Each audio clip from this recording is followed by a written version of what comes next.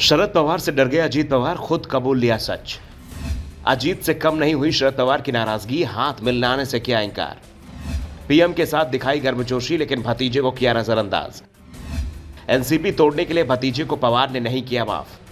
NCP मुखिया शरद पवार की अपने भतीजे अजीत पवार से नाराजगी कम नहीं हुई है। शरद पवार को मनाने की कोशिश तो पूरी हो रही है, लेकिन अभी तक इसमें कामयाबी अजीत गुट को नहीं मिल पाई है।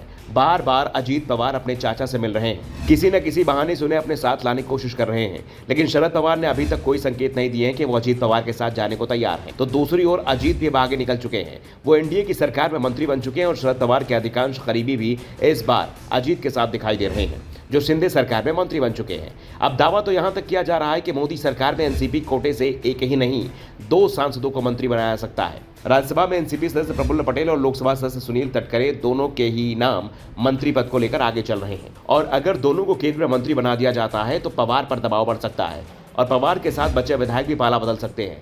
इस बीच पवार अभी तक बेहद संभल कर बयान दे रहे हैं। उनके बयानों से इस बात का अभी तक कोई संकेत नहीं मिला है कि वो एनडीए में जा रहे हैं। पीएम के साथ मंच साझा करने को उन्होंने व्यक्तिगत संबंध बताया, कहा कि इसमें कोई राजनीति नहीं है। और दूसरी बात, जब यह कार्यक्रम तय हुआ था तो किसी को कोई परेशानी नहीं थी।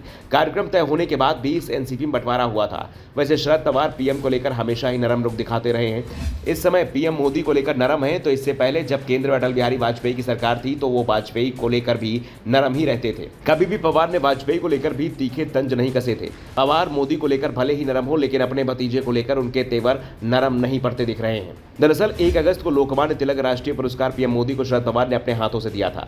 पुरस्कार समारोह में महाराष्ट्र के मुख्यमंत्री एकनाथ शिंदे के साथ उप मुख्यमंत्री देवेंद्र फडणवीस, उप मुख्यमंत्री अजीत पवार और एनसीपी अध्यक्ष शरद पवार शामिल हुए। पार्टी विभाजन के बाद अजीत पवार और शरद पवार पहली बार किसी सार्वजनिक कार्यक्रम में एक मंच पर दिखे। दोनों नेता करीब 75 मिनट तक कार्यक्रम में शामिल हुए। इस मौके पर अजीत पवार को छोड़कर सभी नेताओं ने हाथ मिलाया और शरद पवार से बातचीत की। हालांकि अजीत पवार ने एक भी नजर नहीं डाली। इसके अलावा पुरस्कार समारोह समाप्त होने के बाद अजीत पवार चुपचाप शरद पवार के पीछे चले गए। मंच पर हुए घटनाक्रम के बाद राजनीतिक गलियारों में तरह तरह की दलीलें दी जा रही हैं। इस बीच आप गुपचुप तरीके से शरद पवार के पीछे अजीत क्यों चले गए, इसे लेकर उनसे सवाल पूछे गए तो उप मुख्यमंत्री अजीत पवार ने जवाब दिया कि वो शरद पवार का सम्मान करते हैं, इसलिए डर के कारण मैं वहां चला गया। अजीत पवार ने कहा कि वो अपने चाचा शरद पवार का सम्मान करते हैं और इसलिए डर के चलते वो पीछे हट गए थे। वैसे अजीत पवार को जो डर दिख रहा है वो एनसीपी कार्यकर्ताओं के चलते दिख रहा है, क्योंकि जो भी सर्वे हाल ही में सामने आए हैं उसमें साफ हो गया है कि महाराष्ट्र में अभी भी एनसीपी का मतलब शरद पवार ही माना जा रहा है। एनसीपी कार्यकर्ताओं के बीच कराए गए एक सर्वे साफ हुआ है कि पार्टी के 65% कार्यकर्ता अभी भी शरद पवार के साथ है, जबकि अजीत पवार को 25% ज्यादा कुछ कार्यकर्ताओं का समर्थन हासिल है।